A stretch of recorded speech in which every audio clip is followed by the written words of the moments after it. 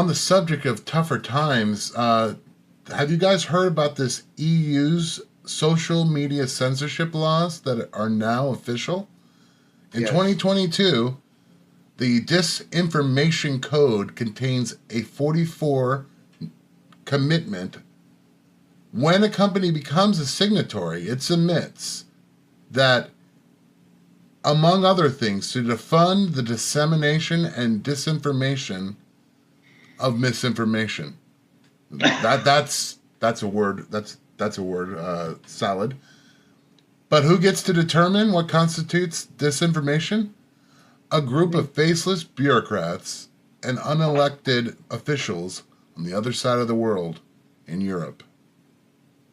The greatest thing that I think that we had in my generation, being Gen X, was we had the start of the internet, and it was the Wild West.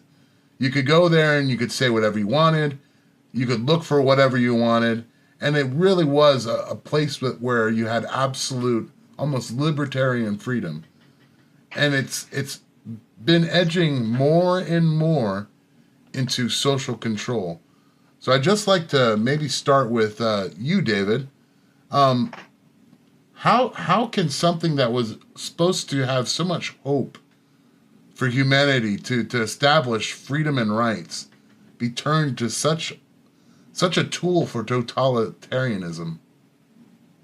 Well, Ben Franklin said it best long time ago. He said, "We've given you a republic if you can keep it."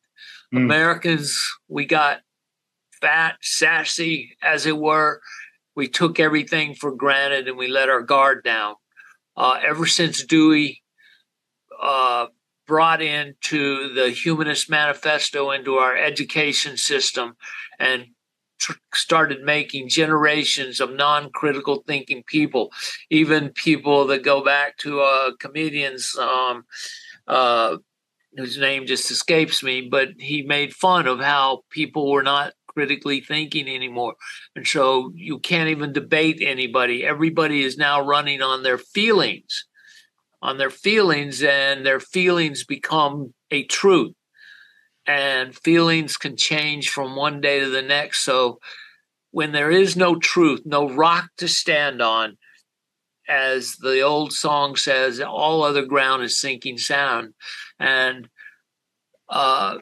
they called themselves progressives, these people that are pushing this. And this goes back to the 20s when even J. Edgar Hoover warned everybody about the communists and the progressives. The progressives are basically just patient communists trying to deconstruct our country, and it's working, and people are asleep. Yes. Actually, also as an intellectual movement, these were the Fabians.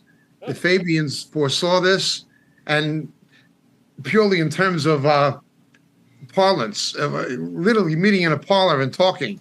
These left-wing socialist thinkers, Sidney and Beatrice Webb, and these people who like influenced George Bernard Shaw and so forth, they were talking about making this happen long-term, exactly along the lines it's happening through progressivism. But I would agree that John Dewey was a pivotal figure in the advancement of this into the school system, how to destroy critical thought. Yep. Ken, any thoughts on where we're heading with technology as far as social media, the internet, the free exchange of information? I think the situation, the whole, like David was talking, he went back to the 1920s, and Jacob went back to the 50s and 40s, 50s, 60s. And I was thinking of a book called The Deliberate Dumbing Down of America. And it's by Charlotte Isobert. And she was in the Reagan administration. I think she was in education. And she literally goes through the 20s, the 30s, the 40s, and how it progressively just got worse and worse. And what's the book of Revelation say? It just starts, going. It's the techie, right? Right, Jacob? The Greek word is techie. It's the like tech, where we get the word for techometer. And it just keeps going faster and faster. Momentum of its own, a self-perpetuating momentum of its own. Yes. Yes, and I think we're in that zone right now, and I think it's just going to keep going.